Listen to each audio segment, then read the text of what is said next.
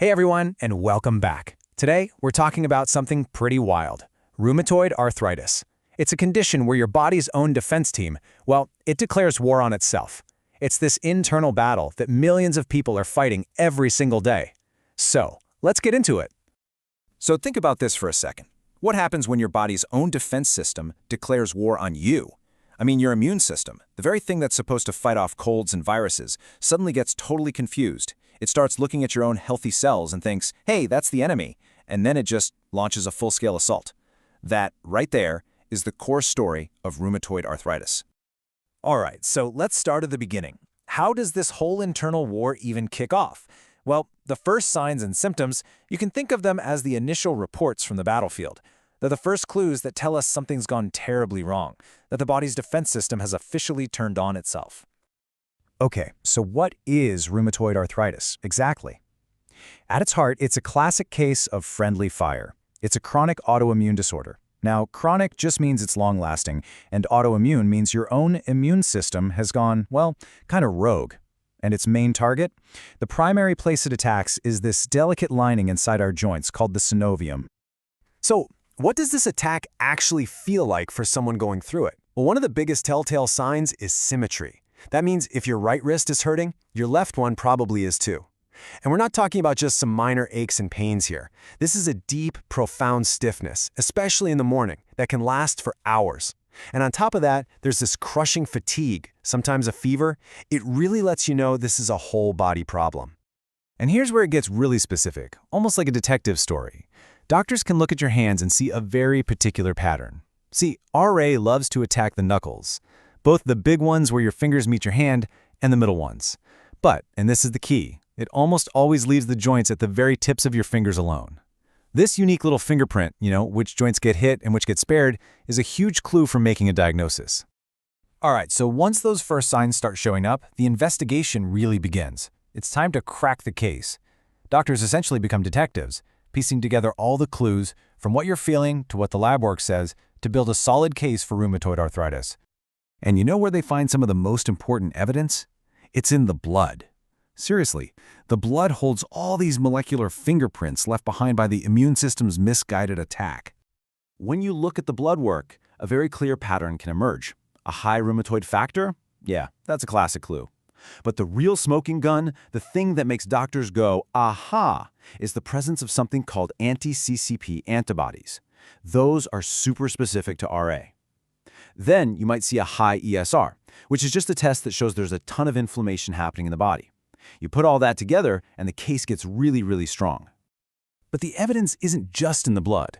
There's physical evidence, too. Doctors will look for things like painless lumps under the skin. Those are called subcutaneous nodules.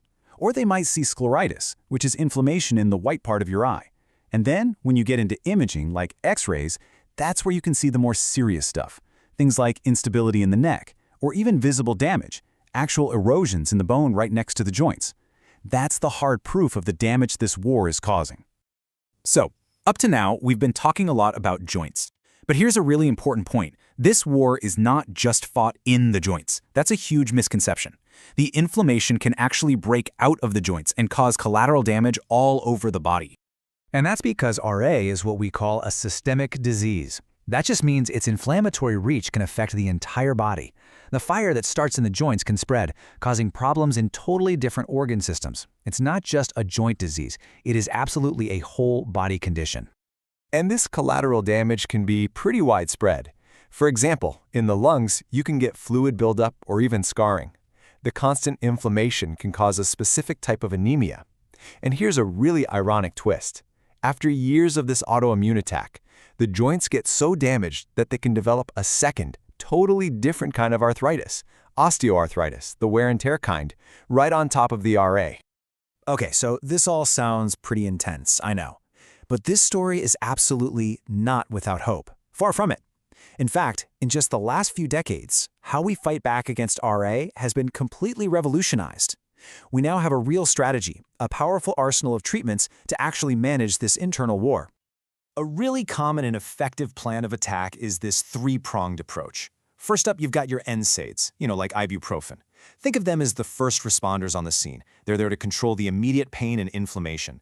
Then you bring in the big gun, methotrexate. This is often the cornerstone of treatment, and its job is to slow down the whole disease process. And if there's a really bad flare-up, a short course of a strong steroid like prednisolone can be used to stop out the fire and get things under control fast. But the real game changer, the thing that has completely altered the outlook for people with RA, is this class of drugs called DMARDs. That stands for disease-modifying anti-rheumatic drugs.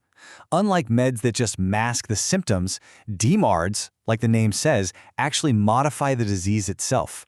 Their whole purpose is to slam on the brakes of that rogue immune system and stop it from causing that permanent joint damage we were talking about earlier. Now, of course, these drugs are powerful, and that means they come with risks. It's all a balancing act. For instance, methotrexate can sometimes cause issues with the lungs or blood cells. Another one, hydroxychloroquine, means you need regular eye exams because it can affect the retina. Even things we think of as common, like steroids and NSAIDs, if you use them long-term, can lead to things like osteoporosis or stomach ulcers. This is exactly why it is so important to be closely monitored by your doctor. So when you step back and look at the big picture, we've come a long way. We've gone from just trying to manage the pain to actively changing the course of the disease. The battle lines have totally shifted. But the war, well, the war isn't over. With treatments getting better and better, the fight itself is changing. So what's it going to take to finally win? To find a cure? To finally teach the immune system to lay down its weapons for good? That's the question that drives researchers forward every single day. Thanks so much for tuning in.